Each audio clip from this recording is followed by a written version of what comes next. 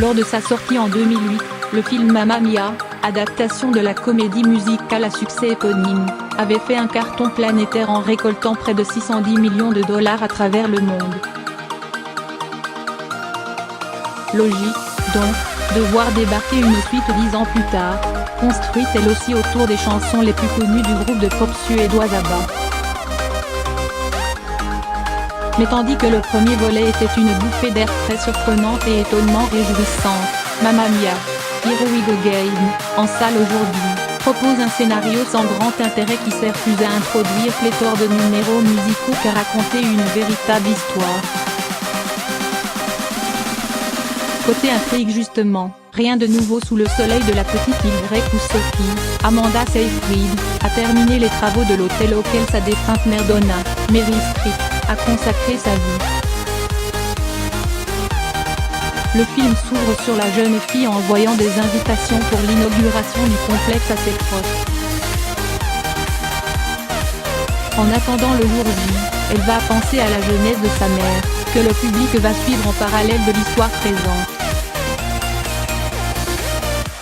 Trop prévisible. Le problème réside dans l'extrême prévisibilité du film.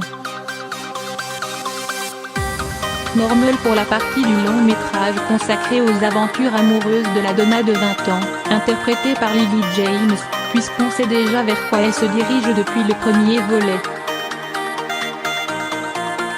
Mais cela devient plus dérangeant lorsqu'on peut prévoir la fin du film après seulement 3 minutes. Bien sûr, Sophie est triste d'apprendre que 2 de ses pères, Harry, Colin Firth, et Bill, Stellan Skarsgård, ne pourront pas être présents pour l'inauguration. Et bien sûr, ses gros yeux tristes et ses soupirs à répétition nous disent clairement que ses papas vont bien finir par poser le pied sur l'île. Tout comme il est évident que le cher et tendre de Sophie avec qui elle se dispute au début du film va revenir de New York pour se faire pardonner et qu'ils vont se réconcilier autour d'une chanson et d'un heureux événement. Et on voit venir gros comme une maison l'entrée en piste de la grand-mère toujours absente, jouée par une chair statique, pour un happy ending. Ce sont finalement les rôles secondaires qui donnent du dynamisme à l'histoire présente, entre 2 complaintes chantées de Sophie. On se régale toujours autant des répliques piquantes et cocasses de Tanya et Rosie, les 2 meilleures amies de Donna, interprétées par le tandem de choc Christine Baranski et Julie Walters. Tout comme on savoure la présence de Pierce Brosnan, Colin Firth et Stellan Skarsgård dans leur rôle de papa pas vraiment conventionnel. Dommage, cependant, que les 3 acteurs choisis pour les représenter dans le passé aient un charisme de table de chevet, rendant les jeunes versions des personnages sans grand intérêt. À l'inverse de la jeune Lily James, qui, après des prestations très rangées dans Downton Abbey et Guerre et Paix, propose ici une interprétation rock'n'roll et totalement crédible de la jeune Donna, très proche de la version de Meryl Streep. Tous les tubes d'ABBA.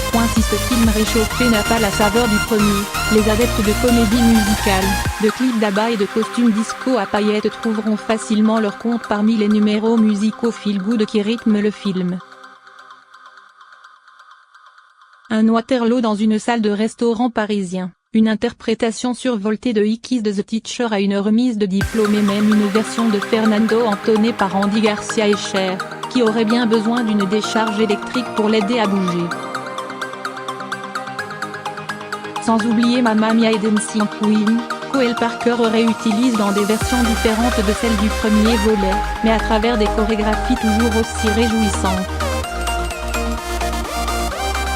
Heureusement, le film se termine sur une note très kitsch et très positive avec un génial épilogue musical en forme de reprise de Super Trophée par l'ensemble du casting en tenue disco, Meryl Streep en bonne. À défaut de passer un grand moment de cinéma, on passe un bon moment musical.